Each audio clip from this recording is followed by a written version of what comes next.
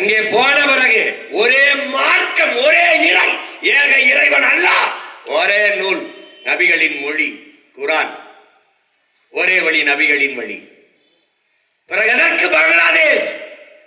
ஜின்னா சொல்லுகிறார் உருது ஆட்சி மொழி என்றார். டாக்கா பல்கலைக்கழகத்திலே படித்துக் கொண்டிருந்த மாணவர்கள், முஜிபுர் ரஹ்மானும் அவருடைய நண்பர்களும் என் தாய்மொழி வங்க மொழி என்னானது என்றால் கலவரம். ஒரே மார்க்கம், ஒரே இறை, ஒரே வழி, நபிகளின் மொழி வழி. ஆனால் நீ உருது, நான் வங்காளி.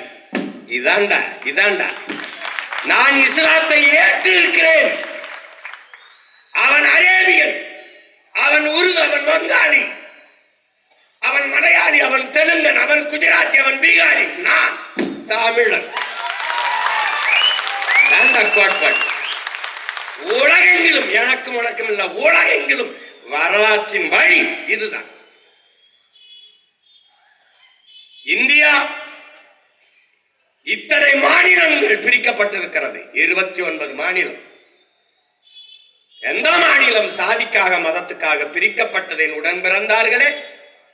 மொழி வழியே தேசிய இனங்கள், நிலங்கள். நாங்கள் தமிழர்கள், தமிழ்நாடு. அவர்கள் மலையாளிகள், கேரளா. அவர்கள் தெலுங்கர்கள், ஆந்திரா. அவன் மகாராஷ்டிரா, மராட்டியம், மகாராஷ்டிரா. அறிவு சமூகமே இந்துதானே. குஜராத்தில் இருப்பவனும், மராட்டியத்தில் இருப்பவனும், மகாராஷ்டிராவில் இருப்பவனும் இந்துதானே. அப்ப ஒரே மாநிலமாக இருக்கும் போது எதற்காக குஜராத்தை தனி மாநிலமாக கேட்டான்? பதிலாற்று இருக்கு, யாற்று இருக்கு. ஒரே மாநிலமாக இருந்தது மகாராஷ்டிரமும் குஜராத். எதற்காக பிரிந்தது? நீ மராட்டியன், நான் குஜராத்தி. எங்க இருக்குது மதம்? பங்களாதேஷ், கிழக்கு பாகிஸ்தான், அங்க உருது வங்காள பிரச்சனை. போராடுகிறவன் கிழக்கு பாகிஸ்தான்ல இருந்து, போராடுபவன் யார்? வங்காளி. போராடுகிறவன் மார்க்கம் எது? இஸ்லாம். அன்னைக்கு மேற்கு வங்கம், அதே வங்க மொழியை தாய்மொழியாக கொண்டவன் ஒரு மாநிலம். அந்த மாநிலத்தின் முதலமைச்சர் யார்? காங்கிரஸ் கட்சியின் முதலமைச்சர் சித்தார்த்த சங்கரேங்கிற முதலமைச்சர். அன்னைக்கு பிரதமர் யார்? இந்திரா காந்தி. அங்கே போராடி கலவரத்தில் சிக்கி சாபவன் யார்? இஸ்லாமியன். இங்கே ஆட்சியில் இருப்பவன் யார்? இந்து. மேற்கு வங்கத்திலே சித்தார்த்த சங்கரே சொன்னது என்ன? எழுந்து சொன்னார், கிழக்கு பாகிஸ்தான்ல என் இன மக்களை பாகிஸ்தானியர்கள் கொள்கிறார்கள்.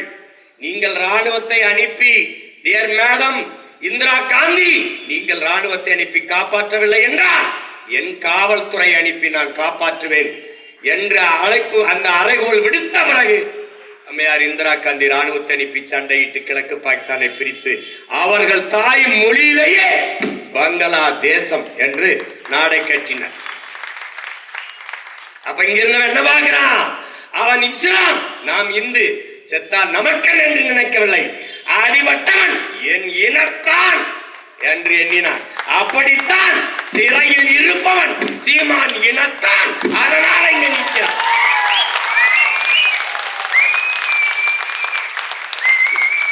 இங்க இருக்கிறவனா அரேபியால இருந்து யாரும் இறக்கி விடப்பட்டவன் இல்லை. என் உடன் பிறந்தவர்களே, என் ரத்த சொந்தங்கள், என் உடன் பிறந்தவர்கள்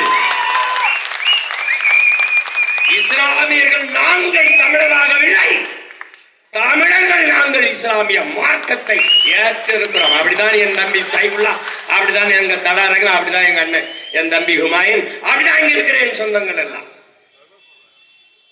நல்லா கவனிச்சுக்கணும். இதை பலமுறை இந்த மண்ணில் வலியுறுத்தியவன் என் உயிர் அண்ணன் பழனி பாபா அவர்கள். நான் இங்குதான் இருந்தேன், மார்க்கம்தான் என்னிடத்தில் வந்தது. ஏன்? இஸ்லாம் not a religion, it's a revolution. ஏன் ரெவல்யூஷன்? இங்கே இருக்கிற சாதி அடக்குமுறை, தீண்டாமை, வான்குளமை, கொடைகளை எல்லாம் எதிராக வந்த புரட்சி. எல்லா சமயங்களிலும் ஏற்றதாழ்வு இருக்கிறது, சாதி இருக்கிறது. ஆனால் இஸ்லாத்தில் சாதி இல்லை, மார்க்கம் மட்டும்தான். இஸ்லாம் இஸ்லாம் தான்.